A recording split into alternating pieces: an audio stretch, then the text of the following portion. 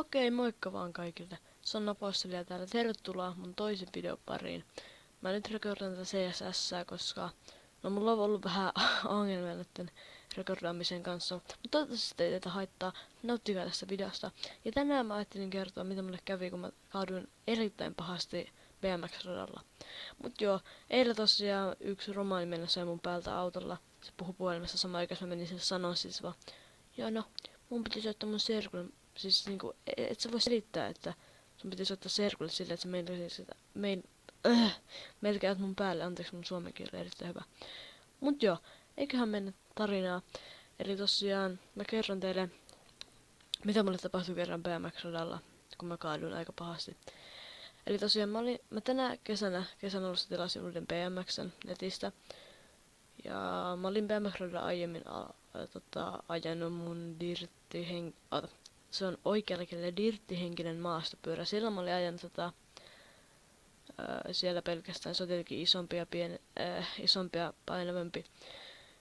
Ja joo, kyllä mä sen osasin, tai kyllä mä sen tiesin, että siihen niinku tarvii voimaa, että mä en heti mennyt kiskomaan sillä mun pienemmällä BMX-pyörällä. Ja sinne niin tosiaan kaverin kanssa mentiin.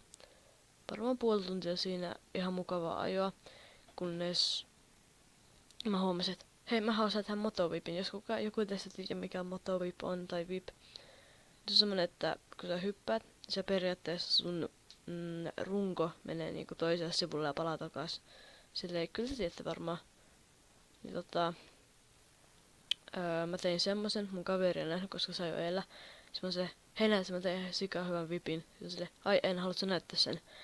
Sitten mä sille, joo totta kai. Se lähti mun perään sitten. Ja mä en tiedä yhtään mitä siinä kävi.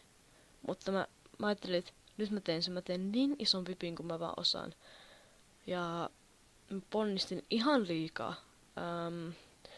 Okei, kyllä mä jotenkin varmaan sen vipin sain, mutta mä jotenkin tulin niinku toinen kylki niinku alapuolta. Tai sitten mä olin niinku kallistunut toiseen suuntaan, joka on tietenkin huono asia. Ja mä hyppäsin niin kovaa ja ponnistin niin kovaa, että mä lensin koko kummun ja sen ländin yli sinne tasaiselle radalle. Ja mä en tiedä mitä hitsiä siinä kävi. Mulla oli vissiin tapit silloin vielä kiinni mun BMX. Mä en tiedä miksi mä en ollut ottanut niitä pois. Mut mulla oli joo ne kiinni siinä. Se todennäköisesti tykkäs maahan tai en mä tiedä. Mä vaan lensin siitä yli. Mä lensin sen tangon yli. Mä lensin suoraan naamalle ja keuhkolle. Mulla lähti niin pahasti ilmat pihalle siinä, kun voi vaan lähteä. En mä tiedä. Sitten mä katsoin mun housuja. Mun housut oli revennyt. Ne oli ottanut johonkin kiinni. Todennäköisesti tankota tai ne oli revennyt. Mun jalassa oli tosi pahan näköinen haava siitä. Jostain mihin se nyt tökännyt. Ja mun molemmat kädet oli auki. Mulla on vieläkin arpea mun käsissä. Ja mun jalat oli auki, mun huulet oli turvannut ja mun naamassa oli haavoja. Ja mä voin sanoa, että se sattui niin paljon ja se paita oli niinku ihan hiekassa, kun mä olin lentänyt niinku suoraan rinta eellä ja naama eellä siihen maahan. Ja en mä tiedä, onneksi mä käytin kypärää, mä olisin todennäköisesti jonkun tosi pahan jonkun aivotärähdyksen, koska mä löin naaman niin kovaa maahan. Onneksi mulla oli kypärä päässä. Ja tosiaan, joo, en oo sen jälkeen pahemmin käynyt siellä BMX-radalla, koska no ei oo oikein ollut mielenkiintoa siitä tehdä. Ja joo, kaikkea muutakin on käynyt BMX:llä ja tälleen, mutta tosiaan kesä on ihan kohta loppu. Ja 2 päivää onkohan lomaa vielä vai 3.